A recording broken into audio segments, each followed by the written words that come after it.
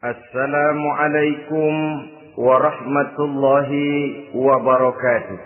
Waalaikumsalam warahmatullahi wabarakatuh. Bismillahirrahmanirrahim. Alhamdulillahi rabbil alamin. Wassalatu wassalamu ala ashrafil anbiya'i wal mursalin. Sayyidina wa maulana Muhammadin وعلى آله وأصحابه المجاهدين الطاهرين أما بعد. Saudara-saudara kaum muslimin seiman dan sekeyakinan yang berbahagia. Pada suatu hari seketika sedang berkumpul dengan para sahabat, Rasulullah pernah memberikan peringatan. Beliau bersabda, yushiku an tada'a alaikumul umamu kama tada'al akanatu ala qas'atiha. Pada suatu saat nanti akan datang di tengah-tengah kamu wahai umat Islam, di mana orang-orang lain di sekeliling kamu akan bersatu mengerubungi kamu seperti bersatunya orang-orang mengerubungi makanan di atas meja hidangan. Akan datang satu saat nanti di mana kondisimu dikepung sedemikian rupa, yang barat mau menerkam, yang timur mau menghantam, yang selatan mau menginjak-injak, yang utara pun akan menjelajah. Kondisimu seperti makanan di atas meja hidangan. Sebagian sahabat merasa heran dan terkejut, lalu mereka bertanya, amin qillati nahnu yawma idzin ya Rasulullah. Apakah jumlah kami pada waktu itu sedikit ya Rasul? Kami sampai dikepung sedemikian rupa? Beliau menjawab, bal antum yawma idzin katsir. Sama sekali tidak. Kamu tidak sedikit pada saat itu. Bahkan jumlahmu sangat banyak. Kamu adalah mayoritas. Walakinnakum ghusa'un ka ghusa'is sail. Tetapi keadaanmu saat itu persis seperti buih di lautan. Banyak tetapi centang perenang. Banyak tetapi tidak punya daya dan kekuatan. Banyak tapi dipermainkan gelombang lautan, dihempaskan ke tepian pantai tanpa punya makna dan arti. Kondisimu pada saat itu kuantitas yang tanpa kualitas, sehingga orang lain enak saja mengepung kamu. Akidahmu didangkalkan, dibanjiri dengan peradaban dan kebudayaan yang menjauhkan dari agama. Dari segi maksiat dan munkarat seluruhnya mengepung sampai kita melepaskan nilai-nilai Islam kita ini. Dan celakanya, sambung beliau, wal yanzi'anna fi qulubi aduwikumul mahabata minkum. Akan dicabut kehebatanmu di mata musuh-musuhmu. Sehingga pada saat seperti itu orang lain memandangmu umat Islam enteng saja, remeh saja, tidak ada apa-apanya. Sudahlah, pokoknya umat Islam sikat saja. Umat Islam enteng, umat Islam kecil, umat Islam tidak ada apa-apanya. Alangkah ironinya, alangkah menyedihkannya, memilukan dan sekaligus memalukan. Umat yang mayoritas ini dipermainkan oleh yang minoritas. Umat yang jumlahnya terbesar, terbanyak, bahkan konon menurut catatan sampai 90%, tapi dipermainkan oleh mereka kelompok-kelompok kecil ini. Wal yakzifanna fi qulubikumul wahn. Pada saat itu di hatimu dicampakkanlah penyakit wahan. Sahabat kemudian bertanya, wa mal wahnu ya Rasulullah? Apakah penyakit wahan itu ya Rasul? Beliau menjawab, hubbud dunya wa karahiyatul maut. Penyakit wahan itu tidak lain hubbud dunya wa karahiyatul maut. Terlalu cinta kepada dunia dan terlalu takut kepada mati. Materialistis dan takut resiko. Dua penyakit inilah yang menyebabkan walaupun umat ini mayoritas, tapi dipermainkan oleh yang minoritas. Walaupun dia golongan terbesar, tapi nasibnya seperti makanan di atas meja makan. Dari segala macam penjuru mau menghantam dia. Saudara-saudara kaum muslimin yang berbahagia, ini merupakan analisa sosial bahwa pada suatu saat nanti akan terjadi di tengah-tengah umat di mana kita dihantam dan diserbu dari segala macam penjuru. Akidah didangkalkan, peradaban dan kebudayaan dirusak, makanan dan minuman diracuni, pakaian ditelanjangi dan lain sebagainya, sampai kita melepaskan nilai Islam yang kita cintai ini. Kondisi sosial ini satu saat akan datang kepada kita. Demikian analisa dan peringatan dari Rasulullah sallallahu alaihi wasallam. Marilah sekarang kita melihat, adalah benar bahwa di zaman sekarang kita insya Allah tidak akan mengalami perang Badar sehebat yang pernah dialami oleh Rasul dan para sahabatnya. Tetapi sesungguhnya perang yang kita hadapi di zaman sekarang ini tidak kalah hebatnya dengan perang Badar, tidak kurang dahsyatnya dengan perang Uhud, tidak kurang ngerinya dari perang Khandaq. Hanya saja yang kita hadapi sekarang ini bukan ujung pedang, bukan ujung tombak, bukan ujung panah. Yang kita hadapi sekarang ini adalah perang akidah, perang ideologi, perang mempertahankan keyakinan. Yang kalau kita kalah sekarang, kita memang masih beragama. Tetapi anak kita, cucu kita, generasi yang akan hidup 5, 10, 20, 30 tahun yang akan datang, wallahu a'lam bissawab. Islam, saudara-saudaraku, tidak mungkin hilang dari dunia. Tetapi tidak mustahil Islam gulung tikar dari desa kita. Tidak mustahil Islam gulung tikar dari kampung dan kota kita, jikalau kita tidak menjaganya, jikalau kita tidak memeliharanya, bahkan jikalau kita tidak mewariskannya kepada anak-anak kita, generasi yang akan datang. Marilah kita mengingat sejenak bagaimana Islam di Spanyol yang pernah jaya, pernah mewarnai daratan Eropa, dan yang sekarang hanya sekedar tinggal ceritanya saja. Ini pernah diperingatkan oleh Rasul dalam satu hadis, "Sayati ala ummati zamanun la yabqal Islam illa ismun wala minal Quran illa rasmun." Akan datang satu masa di tengah umatku di mana pada masa itu Islam ada tapi hanya tinggal sekedar namanya saja, dan Quran pun ada tapi cuma sekedar tinggal tulisannya saja. Apabila kita tidak mewariskan ini kepada generasi yang akan datang, maka serbuan-serbuan dari berbagai macam penjuru dari hari ke hari semakin kita rasakan kehebatannya. Tidak mustahil sejarah Spanyol akan terjadi di desa kita, akan terjadi di kampung kita, akan terjadi di kota kita. Orang Spanyol, kalau mereka cerita kepada anaknya, mereka akan cerita, "Nak, di sini dulu ada masjid." "Kapan, Pak?" Dulu bener dah. Banyak orang Islam kalau hari Jumat pada sembahyang, "Kapan itu, Pak?" Dulu sekali. Sekarang cuma sekedar tinggal ceritanya saja. Bukankah sesuatu yang sangat tidak mustahil apabila kita tidak menjaga dan mewariskan Islam ini kepada generasi yang akan datang, maka serbuan-serbuan akan membawakan hasil yang diinginkan oleh para penyerbu itu tadi.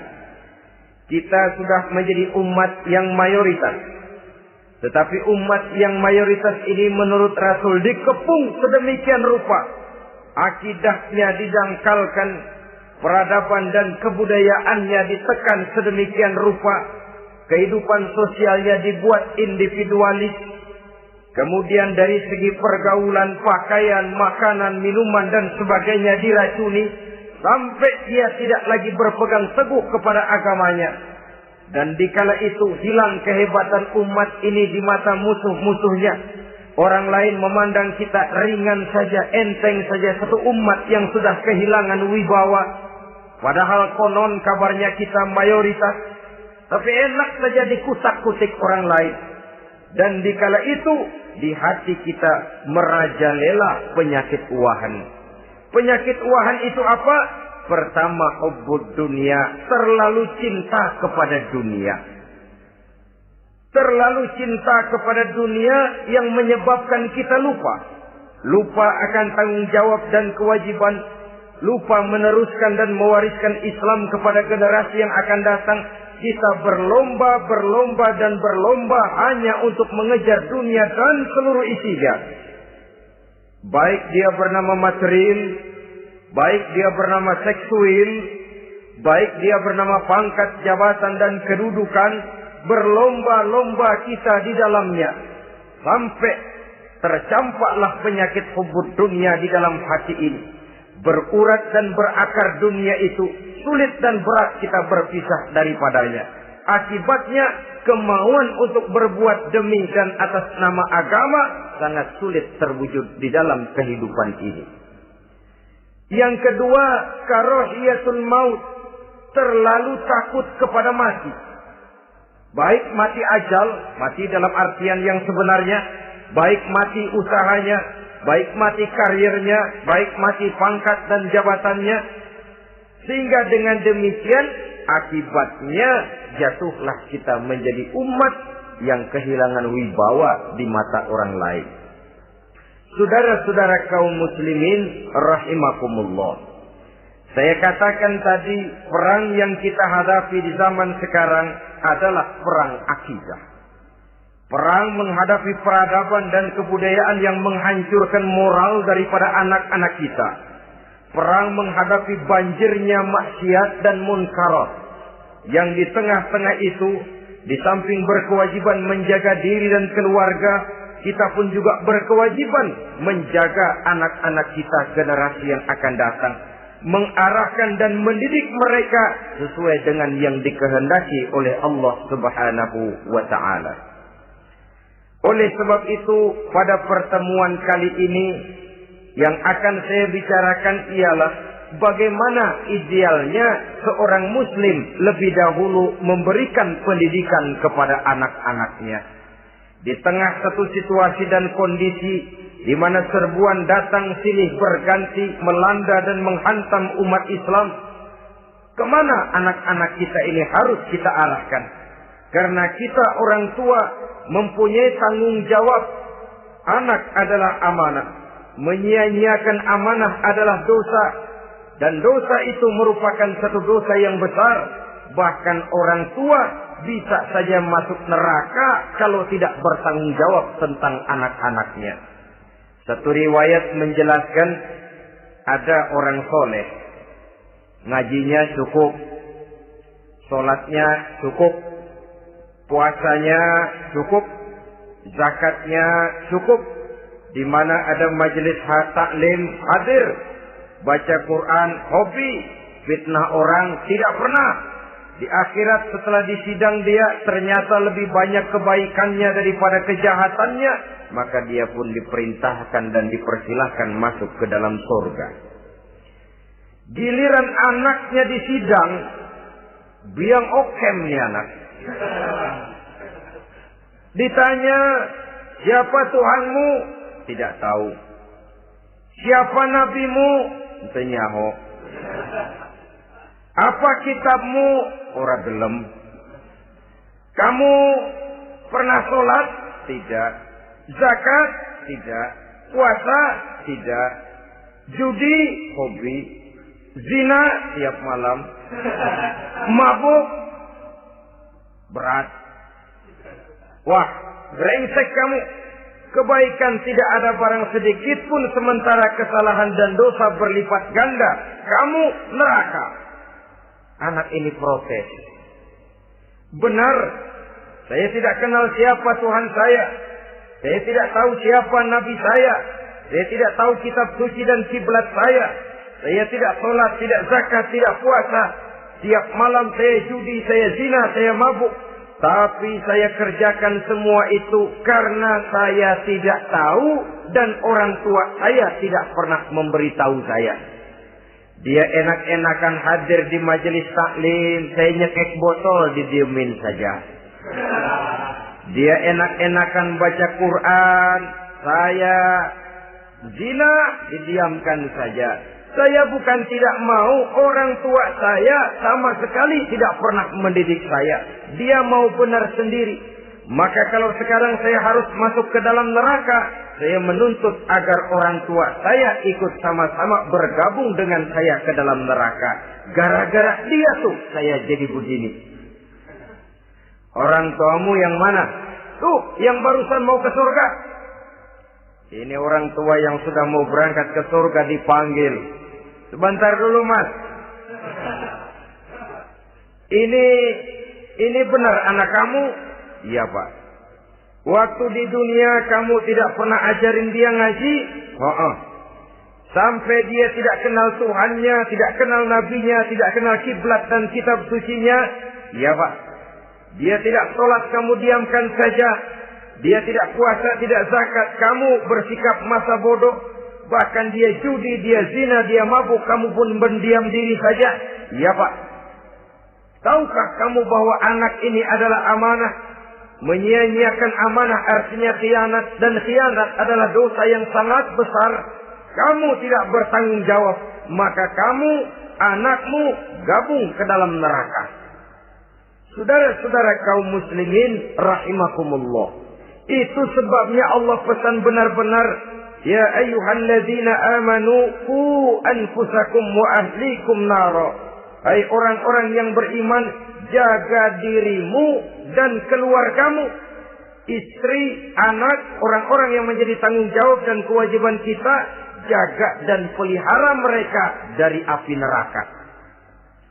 Saudara-saudara kaum muslimin, lalu kalau kita orang-orang tua yang hidup di zaman sekarang ini sudah sering beristighfar, mengurut dada, melihat situasi, membaca peta keadaan, konon tantangan yang akan dihadapi oleh anak-anak kita 15, 20, 25 tahun yang akan datang jauh lebih berat dari apa yang kita hadapi sekarang ini. Maka adalah wajar jika kita sebagai orang tua yang cinta kepada agama, cinta kepada anak-anak kita, berpikir untuk mewariskan nilai-nilai yang luhur ini kepada anak-anak kita generasi yang akan datang. Bagaimana pada mulanya kita harus mendidik mereka?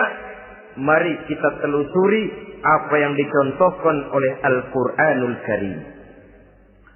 Orang-orang tua bijaksana yang diceritakan dalam Al-Quran, kalau sudah berpikir tentang anak-anaknya generasi yang akan datang, pendidikan pertama yang diberikan kepada anaknya ternyata adalah persoalan akidah.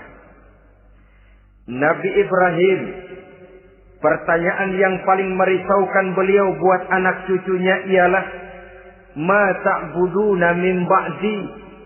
Saudara bisa lihat surah Al-Baqarah ayat 133. Anak-anakku, kalau pada satu saat nanti aku, ayahmu ini sudah tidak ada lagi, meninggalkan kamu semua, meninggalkan kehidupan dunia ini, ma ta'buduna min ba'di, apa yang akan kamu sembah nak kalau ayah sudah tidak ada lagi? Jikalau ayahmu sekarang masih rajin ke masjid, melakukan rukuk dan sujud, i'tikaf dan membaca Quran, kalau satu saat ayahmu meninggalkan dunia ini, masihkah engkau mau ke dalam masjid? Masihkah engkau rukuk dan sujud? Masihkah engkau i'tikaf? Ma ta'buduna min ba'di, apa yang akan kamu sembah kalau aku ayahmu tidak ada lagi nak? Ditanamkan bukan hanya keyakinan bertauhid, sekaligus juga menyembah kepada Allah yang kita yakinkan dengan tauhid itu tadi. Bukankah berbeda dengan kita kebanyakan orang tua sekarang? Kita tidak pernah berpikir ma ta'buduna min ba'di. Kalau bapak tidak ada, kamu nyembah apa nak? Kita orang tua sekarang pagi-pagi malah berpikir ma ta'kuluna min ba'di. Kalau bapak nggak ada, kamu nanti makan apa nak? Bukan nyembah apa yang kita pertanyakan, bukan nyembah apa yang kita khawatirkan, makan apa nak? Maka yang dicari lalu sekolah-sekolah yang bonafit, yang tidak peduli apakah itu merusak imannya, mematikan akidahnya, menghancurkan keyakinannya. Yang penting ada jaminan hari depan bisa dapat lapangan kerja. Akibatnya berduyun-duyun orang-orang tua muslim menyekolahkan anaknya di sekolah-sekolah yang bukan Islam, yang nyata-nyata membahayakan akidahnya. Dididik dengan kultur dan budaya yang bertentangan dengan nilai-nilai agamanya. Bukankah ini berarti merelakan anak untuk dikafirkan? Bukankah ini artinya menyerahkan anak untuk ditulis menurut selera para pendidik yang tidak sesuai dengan nilai akidah yang dimilikinya? Mengapa kita tidak berpikir seperti Nabi Ibrahim yang sebelum memberikan pendidikan kecerdasan, sebelum pendidikan matematika, IPS, PSPB dan disiplin ilmu lainnya, yang pertama ditanamkan ma ta'buduna min ba'di. Kalau ayahmu tidak ada, kamu menyembah apa nak? Menyembah Allah, apa nanti malah menyembah harta?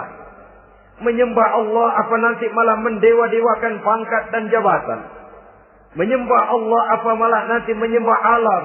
Itu yang dikhawatirkan Nabi Ibrahim kepada generasi yang akan datang.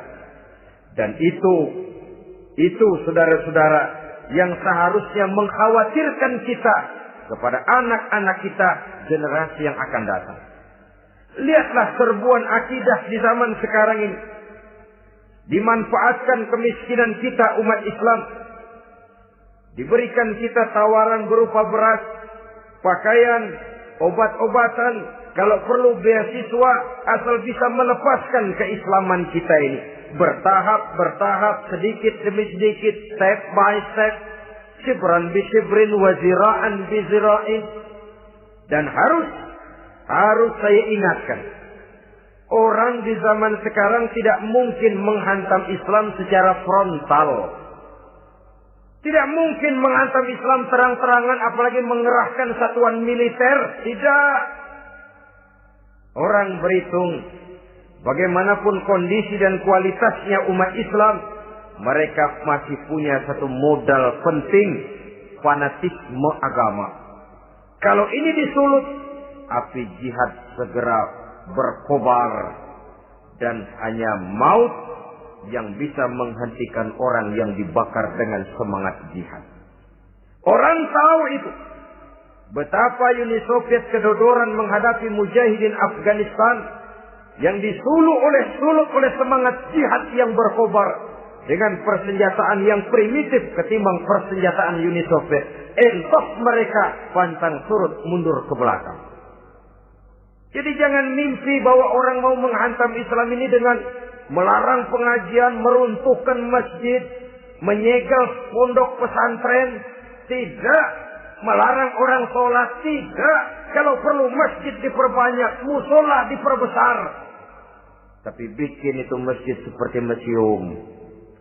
Besar, megah, mercusuar. Tapi bikin seperti museum. Tempat orang kagum, tempat orang memuji, tapi sunyi dari nilai-nilai ibadah. Saudara-saudara kaum muslimin, untuk sampai kepada penghantaman akidah, jalan yang paling mudah dirintis sekarang ini secara bertahap dan sistematis memisahkan umat Islam dari Islamnya. Biarkan mereka bernama Muslim. Biarkan di atas kartu penduduknya tertulis agama Islam. Tapi tanamkan budaya-budaya yang menyebabkan cara bergaul mereka, cara berumah tangga mereka, cara bertetangga mereka, sampai kepada cara mereka berpakaian, cara mereka bergaul, cara mereka makan dan minum, cara mereka mendidik dan menyekolahkan anak sama sekali tidak lagi mencerminkan nilai-nilai yang islami.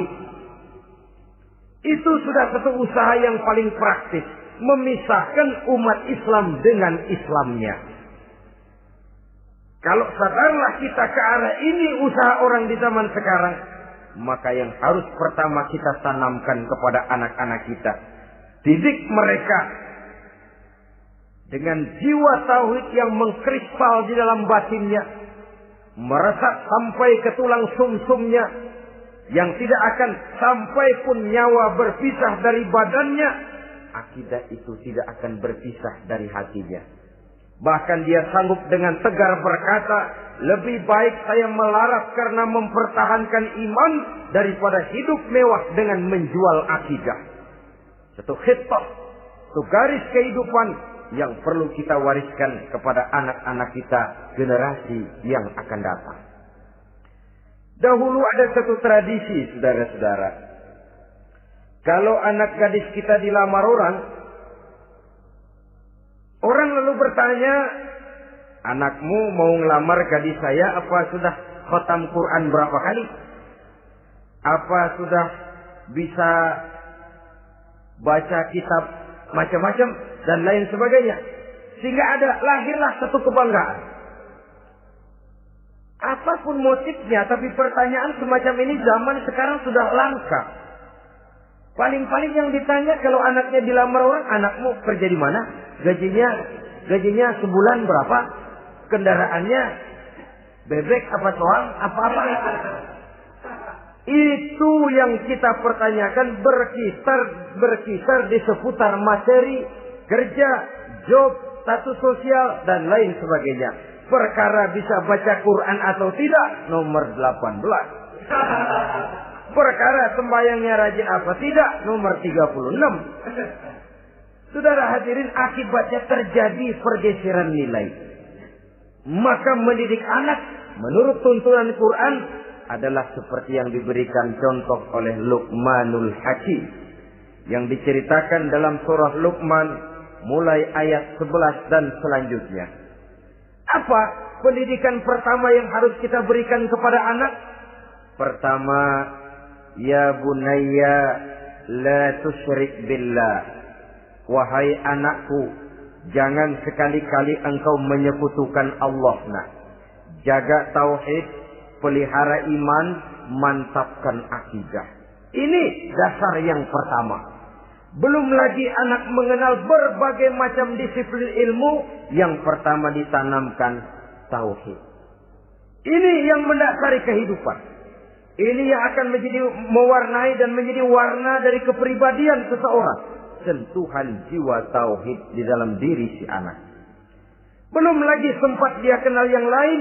Yang pertama yang kita tanamkan, kita wariskan, kita berikan, la tusyrik billah. Jangan sekali-kali menyekutukan Allah. Nah, kalau ini sudah tertanam, ini sudah merupakan satu fondasi yang kuat. Selebihnya nanti tinggal melihat bakat si anak, kemana dia harus dididik. Yang terpenting nilai iman lebih dahulu tanamkan. Dan untuk menghancurkan nilai keimanan, saudara-saudara, saya katakan, ingatkan kepada hadis di awal tadi, dikepung kita dari berbagai macam penjuru agar bisa melepaskan nilai-nilai iman dan keyakinan. Proses pendangkalan akidah, ditanamkan keraguan kepada agama, ditanamkan rasa malu beragama, sholat malu, baca Quran malu, berangkat ke masjid malu, pakai jilbab malu. Ditanamkan rasa malu beragama, sehingga bertahap sedikit demi sedikit kita mulai berpisah dengan kehidupan beragama. Ditanamkan hal yang sedemikian rupa dari berbagai macam penjuru. Dihantam akidah kuat, dihantam dari segi peradaban dan kebudayaan. Diperbanyaklah peradaban dan kebudayaan yang bukan mendekatkan kita dengan agama, malah mendekatkan kita dengan neraka. Menjauhkan kita dari agama, menjauhkan kita dari nilai-nilai luhur yang diwariskan oleh orang-orang tua kita terdahulu. Adalah kewajiban kita yang pertama mendidik anak, menanamkan roh, jiwa, dan semangat tauhid di dalam diri mereka. Saudara-saudara kaum muslimin rahimakumullah. Kenapa kita lebih dahulukan menanamkan jiwa, roh, dan semangat tauhid ini kepada anak-anak kita? Pertama, kita tidak hanya ingin sekedar mempunyai anak yang pintar, tetapi lebih daripada itu kita pun ingin mempunyai anak yang benar. Segala macam disiplin ilmu, segala macam bentuk penalaran ilmiah dan pengisian intelektualitas manusia mungkin di satu sisi akan membuat dia pintar, tapi di sisi lain belum tentu akan membuat dia benar. Nabi pernah memberikan peringatan, "Man izdada ilman wa lam yazdad huda, lam yazdad minallahi illa bu'da."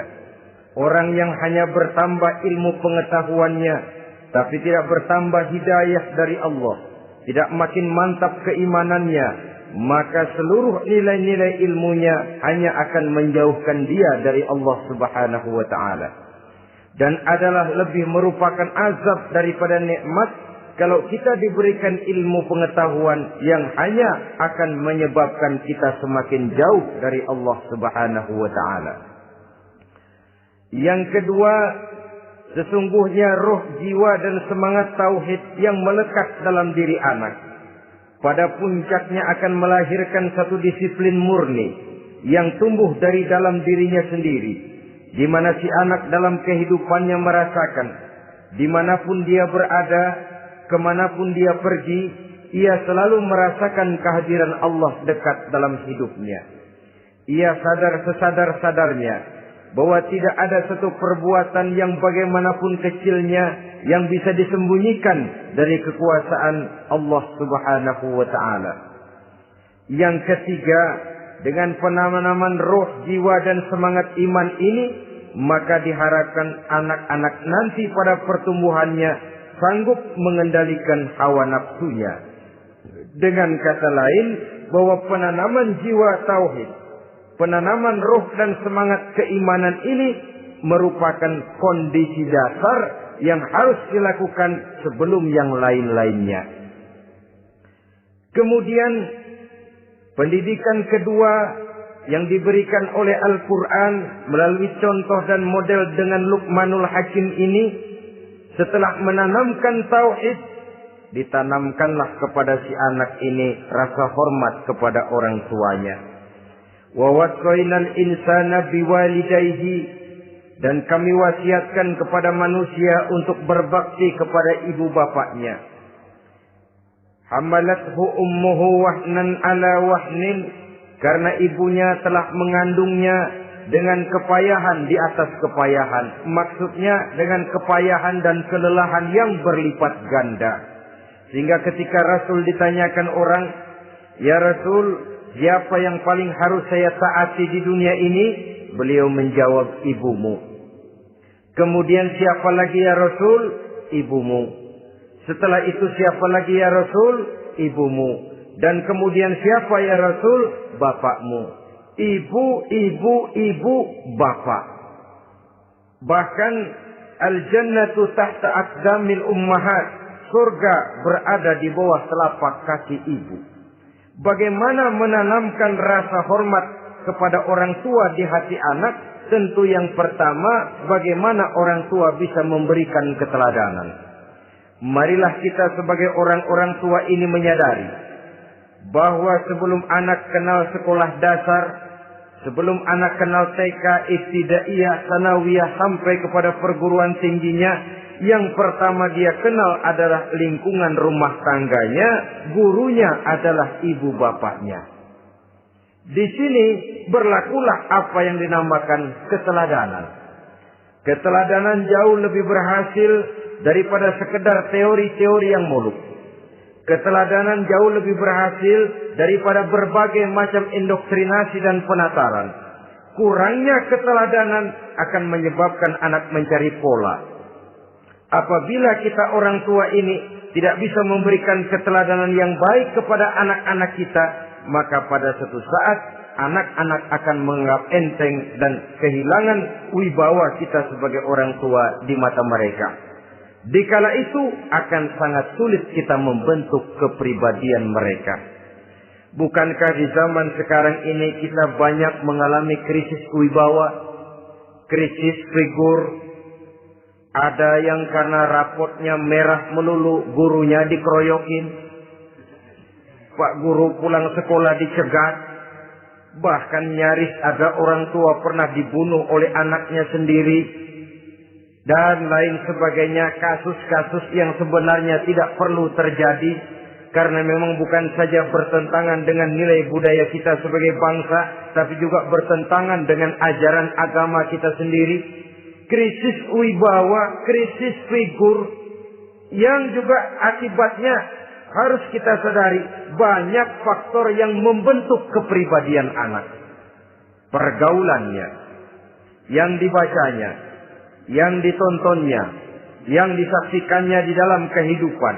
Benar kita menyekolahkan mereka, tapi berapa jam mereka di sekolah? 6 jam, 7 jam paling lama. Sedangkan mereka hidup 1 hari 1 malam 24 jam. Kalau cuma 7 jam di sekolah, ini berarti lebih banyak dia di luar sekolah. Dan di luar sekolah itu artinya ya rumah tangganya, ya temannya, ya lingkungan di mana dia tinggal, yang seluruhnya sangat besar pengaruhnya dalam ikut membentuk kepribadian anak-anak kita.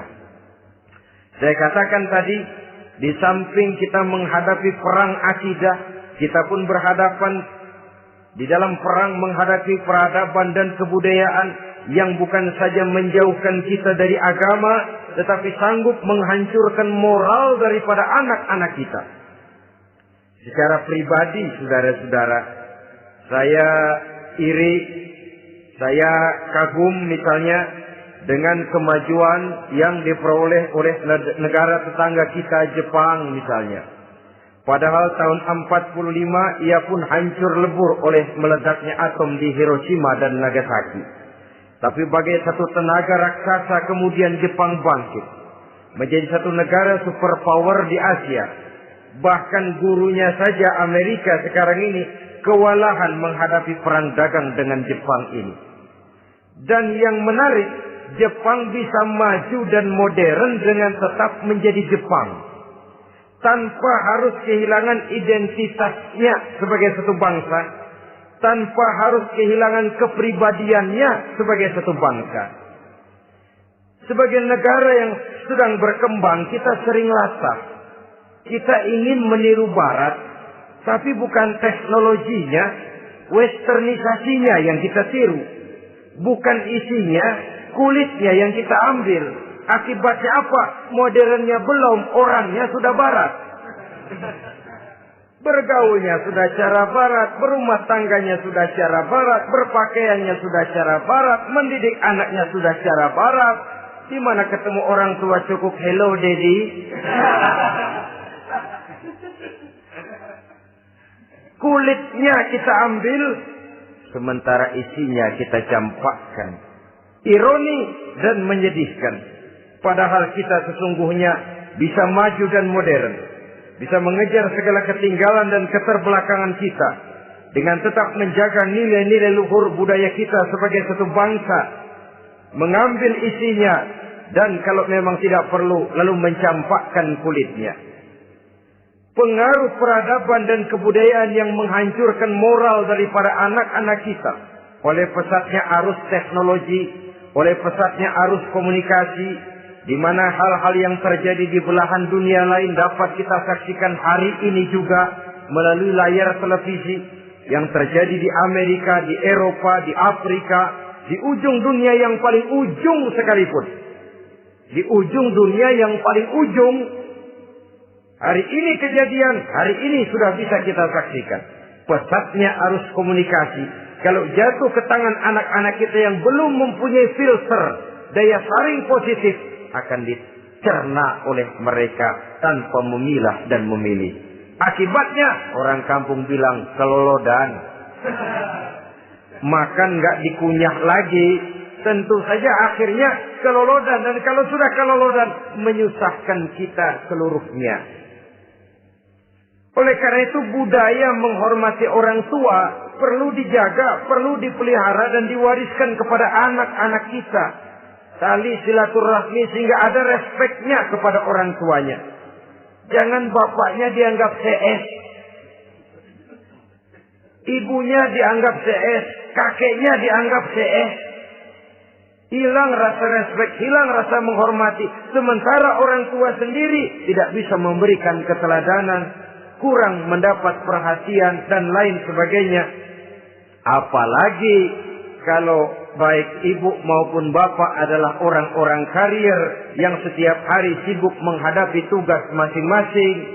Bapak sibuk rapat, pindah kantor sana kantor sini, ibu sibuk arisan, besarlah anak-anak di tangan pembantu dan lain sebagainya, sehingga dia merasa kurang mendapat perhatian, dan ini akan ikut membentuk warna dari kepribadian yang dimilikinya. Sampai kepada pelosok-pelosok desa, jaringan televisi memang menguntungkan. Tapi kalau sudah sampai kepada menayangkan budaya-budaya yang tidak sesuai dengan pola di mana mereka tinggal, pola lingkungannya, dan ingin mereka terapkan dalam kehidupan, ironi dan menyedihkan. Maka sering dikatakan, jikalau ABRI masuk desa, rakyat beruntung. Jikalau listrik masuk desa, rumah jadi terang. Jikalau koran masuk desa, rakyat jadi cerdas. Jikalau hakim masuk desa, rakyat lalu sadar hukum. Tapi jikalau maksiat dan munkarat masuk desa, minuman keras masuk desa, judi masuk desa, pelacuran masuk desa, rakyat tentu kiamat. Dan kita harus punya budaya untuk memilah dan memilih, mempunyai filter untuk jadi daya saring positif. Oleh karena itu, saudara-saudara, tahap kedua setelah menanamkan jiwa tauhid kepada anak, tanamkan rasa hormat kepada orang tuanya. Orang tua itu ibu bapaknya, orang tua itu guru-gurunya yang mengajarkan dia, atau yang dianggap tua yang lebih senior dari dia. Karena tidak ada satu peradaban yang berdiri sendiri. Bagaimanapun maju dan modernnya kita sekarang, tentu merupakan mata rantai yang berkaitan dari generasi terdahulu. Ini yang kedua. Setelah tauhid, berbakti kepada ibu dan bapak. Tidak ada satu kebahagiaan yang bisa ditegakkan di dunia ini tanpa doa, tanpa restu daripada ibu dan bapak. Ini keramat hidup. Doanya dikabul Allah dan kutuknya juga dikabul oleh Allah Subhanahu wa ta'ala. Jadi mendidik anak setelah menanamkan jiwa tauhid, menanamkan rasa hormat dan taat berbakti kepada ibu bapaknya. Itu yang kedua. Kemudian yang ketiga, melalui model Luqman, Quran mendorong kita untuk mendidik anak menanamkan etika otonom. Apa itu? Ya bunayya, innaha in takum misqala habbatin min khardalin fatakun fi sakhratin aw fis samawati aw fil ardi ya'ti biha Allah. Wahai anakku, sesungguhnya kalau ada satu kebaikan yang kamu kerjakan, kecil, tidak nampak oleh pandangan mata yang zahir, yang kecil itu tersembunyi di puncak langit, di dasar bumi yang paling dalam, atau di tengah batu hitam sekalipun, Allah pasti mengetahuinya dan pasti akan memberikan balasan yang seadil-adilnya. Pendidikan apa ini? Pendidikan moral. Menanamkan etika otonom. Nah, kau berbuat baik jangan karena dilihat orang. Kau tidak mau melakukan kejahatan jangan cuma karena ada polisi. Kalau ada polisi kau tidak mau jahat, kucing juga begitu. Coba lihat kucing. Taruh ikan asin di piring kaleng, tongkrongin. Aduh, kucing kalem, sopan, tenang. Sedikit kita lengah, habis ikan digarap. Tapi ditanamkan satu kesadaran, kemanapun kau pergi, apapun yang kau kerjakan, tersembunyi di tengah batu, di dasar bumi, di puncak langit, Allah pasti tahu. Dalam bahasa yang ringan, Kita ini diawasi oleh 2 hiperkomputer yang maha sensitif. Produksi langit, mereknya Rockheed dan Asid. Itu komputer yang sangat peka dan sensitif. Jangankan kita berbuat, kita berniat baik saja, komputer sudah nyatet sendiri. Inilah yang orang sekarang namakan waskat, pengawasan malaikat. Kalau hidup sudah merasa diawasi oleh malaikat, waskat berhasil. Tapi kalau waskat sudah diawasi malah nekat, itu yang gagal. Atau yang diawasi dan yang mengawasi sama-sama sepakat, itu juga bisa cincai. Saudara-saudara kaum muslimin rahimakumullah. Waskat dalam pengertian kita muslim, bagaimana hidup ini merasakan diawasi oleh malaikat. Intelektualitas yang tinggi sekalipun, IQ yang nilainya plus sekalipun, disiplin ilmu yang bagaimanapun banyak yang memenuhi benak kita, tanpa diiringi oleh etika otonom, orang sering mencari celah dan kesempatan. Mencari celah dan kesempatan. Tapi kalau sudah merasa, kemanapun saya pergi, dimanapun saya berada, kebaikan bagaimanapun sekecilnya saya lakukan, toh Allah pasti akan memberikan balasan. In khairan fa khairun, wa in syarran fa syarrun. Jikalau baik, baik balasan yang kita terima. Jikalau jahat, jahat kejahatan yang kita terima. Kalau sudah ke arah ini kita berpikir, maka sesungguhnya kalau kita berbuat baik kepada orang lain, hakikatnya kita sudah berbuat baik kepada diri kita sendiri. Lalu tidak ada merasa rugi berbuat baik kepada orang. Karena manakala dia melakukan kebaikan kepada orang lain, artinya dia sudah berbuat baik untuk dirinya sendiri. Jadi setelah tauhid, kemudian berbakti kepada ibu bapak, yang ketiga baru pendidikan tentang akhlak, tentang moral. Pola ini yang sering terlupakan oleh kita. Bahwa bagi kita itu pendidikan tidak lain upaya mencerdaskan otak anak. Jangan sampai sebab ini kelihatannya pembangunan makin maju, persaingan hidup makin tajam, tensi ekonomi semakin tinggi. Sementara jumlah tenaga kerja dengan lapangan kerja yang tersedia jauh dari mencukupi. Jikalau tidak membekali anak dengan pendidikan yang menunjang lapangan pekerjaan, orang tua khawatir, takut sekali anaknya jadi gelandangan. Dikhawatirkannya kehidupan dunia ini, sementara dia lupa kalau anaknya bisa jadi gelandangan di akhirat. Padahal selama-lamanya gelandangan di dunia, paling seumur manusia itu 60 tahun, 70 tahun lah umur orang sekarang.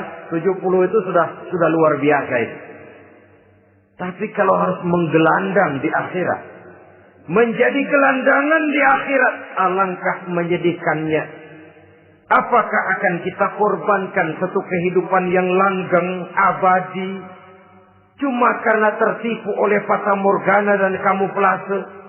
Kita korbankan yang sedikit, kita korbankan yang besar karena kita memilih yang sedikit. Dalam bahasa Al-Quran memang pernah diceritakan hidup ini hakikatnya perlombaan, saudara-saudara. Perlombaan. Dan di dalam perlombaan itu ada yang menang, ada yang kalah. Al-Quran lalu memberikan peringatan. Alhaakumut takatsur. Kamu telah lalai karena berlomba-lomba memperbanyak harta, mempertinggi pangkat dan kedudukan. Hatta zurtumul maqabir. Sampai kamu akan masuk ke liang kubur baru sadar. Apalagi kalau nafas sudah sampai di tenggorokan. Persis Fir'aun. Sudah tenggelam di lautan merah. Mau mampus. Baru dalam sekaratnya amantu birabbi Musa wa Harun. Kalau begini caranya, saya juga percaya kepada Tuhan Musa dan Harun. Percaya kepada Allah. Sudah mau mati. Baru amantu birabbi Musa. Kami percaya kepada Tuhan Nabi Musa, kata Fir'aun. Malaikat maut kesal benar, dilelepin terus di laut. Mampus tuh sekalian. Hidup ini memang kita berlomba. Berlomba dengan waktu. Berlomba dengan umur. Berlomba dengan tenaga. Berlomba dengan tetangga. Yang jangankan kita sampai mundur. Berhenti saja sejenak. Kita akan ditinggalkan oleh yang lain. Tiada kata mundur. Bahkan tiada kata berhenti. Sekali kita melangkah. Melangkahlah terus. Tapi berlombalah seperti yang dikehendaki Quran. Fastabiqul khairat. Berlomba-lombalah di dalam kebajikan. Jangan berlomba-lomba di dalam kemaksiatan, kemunkaran, kejahatan. Berlombalah dalam urusan kebaikan. Saudara-saudara kaum muslimin rahimakumullah. Tauhid, berbakti kepada ibu bapa, kemudian pendidikan tentang moral. Apabila pendidikan tentang moral sudah tertanam, barulah lihat bakat si anak. Kemana bakatnya? Anak saya kelihatannya dari kecil demennya main bedil-bedilan saja. Abri kali itu. Kirim ke Magelang, masukkan akabri. Tapi dengan syarat 3 itu tadi. Iman sudah tertanam, rasa bakti kepada ibu bapak sudah ada dan punya nilai moral. Sehingga boleh jadi nanti dia menjadi jenderal yang beriman, yang berbakti kepada ibu bapaknya dan punya moral yang tinggi. Kan lebih baik rakyat rendah tapi akhlaknya tinggi daripada pejabat tinggi tapi moralnya rendah. Jauh lebih baik rakyat rendah punya moral tinggi ketimbang pejabat tinggi punya moral rendah. Nilai moral ini yang jadi ukuran dan barometer di masyarakat. Yang ini yang sering kita lupakan. Bahwa kehancuran satu bangsa dimanapun di dunia ini selalu dimulai dengan kehancuran moral daripada bangsa itu sendiri. Sekarang membina nilai moral ini berat. Gadis kita, remaja, putri diberikan pakaian jilbab, mungkin dia sendiri masih setengah-setengah. Ditambah lagi oleh ledekan temennya. Jilbab lah kuno. Bau sorga lah, bau masjid lah, bau menyan lah. Ditanamkan rasa malu untuk hidup dekat dengan agama. Kalau moral semacam ini sudah tertanam, sedikit demi sedikit kita mulai mengucapkan selamat tinggal kepada agama. Dan kemalangan apa yang lebih malang kalau kita sudah jauh dari agama ini? Bukankah Islam telah menyelamatkan manusia dari penyakit jahiliyah dan membawanya kepada satu kehidupan yang maju dan modern? Kalau kita tinggalkan Islam ini, bukankah artinya kita akan kembali kepada satu zaman jahiliyah? Hanya saja jahiliyah itu berada di abad modern. Versinya tentu lebih modern. Kalau zaman jahiliyah dulu mabuknya pakai arak, zaman sekarang sudah macam-macam orang bisa mabuk. Kalau zaman jahiliyah dulu anak perempuan dikubur hidup-hidup, zaman sekarang kadang-kadang belum sempat lahir ke dunia, malah sudah dibunuh lebih dahulu. Versinya saja yang berbeda. Kalau di zaman jahiliyah dahulu manusia menyembah batu yang bernama Latta, Uzza, Manat dan Hubal. Di zaman jahiliyah modern sekarang ini orang sering menyembah kepala bagiannya, sering menyembah atasannya, sering menyembah komputer, sering menyembah teknologi modern yang lebih diyakininya daripada Allah sebagai keyakinan sentral di dalam hidupnya. Saudara-saudara kaum muslimin rahimakumullah. Jadi yang ketiga, nilai moral yang ditanamkan kepada anak-anak kita supaya dia bisa menghadapi tantangan-tantangan hidup yang semakin berat ini dengan tetap berpegang teguh kepada nilai-nilai moral yang diwarnai oleh jiwa keimanannya yang bersumber dari ajaran agamanya. 3. Kemudian yang keempat, barulah tatanan kehidupan sehari-hari. Apa kata Luqman? Ya bunayya aqimis shalah. Setelah bertauhid, berbakti kepada ibu bapa, punya nilai moral. Ya bunayya aqimis shalah. Nak, dirikan salat. Rumah tangga muslim. Anak berumur 7 tahun sudah berani meninggalkan salat. Kata Nabi, pukul. Bukan untuk menyakiti, untuk mendidik. Karena sayang kepada anak. Saudara-saudara, kita khawatir betul kepada anak. Kalau dia pulang dari sekolah, buru-buru kita sebagai orang tua bertanya, sudah makan nak? Sudah istirahat nak? Tapi jarang kita sebagai orang tua melontarkan, sudah sholat nak? Bahkan kita bisa memberikan sugesti kepada anak. Nah, kalau kau naik kelas 1 sampai naik ke kelas 2, bapak beliin sepeda. Tamat SD nak, motor. Tamat SMP nak, ke Bali kita. Tamat SMA nak, Singapura. Saudara-saudara, tapi kalau untuk urusan sholat misalnya, kita tidak pernah memberikan sugesti kepada anak-anak kita. Nah, kalau kau hafal Fatihah lengkap dengan artinya, bapak beliin sepatu. Nah, kalau kau bisa sholat dengan baik, cukup syarat rukunnya, bapak beliin sepeda. Ada rangsangan, ada sugesti yang membuat anak lebih tergerak untuk hidup dalam suasana keagamaan. Ya bunayya aqimis sholat, nak dirikan sholat. Sebab ini sandaran vertikal yang paling langsung antara manusia dengan Tuhannya.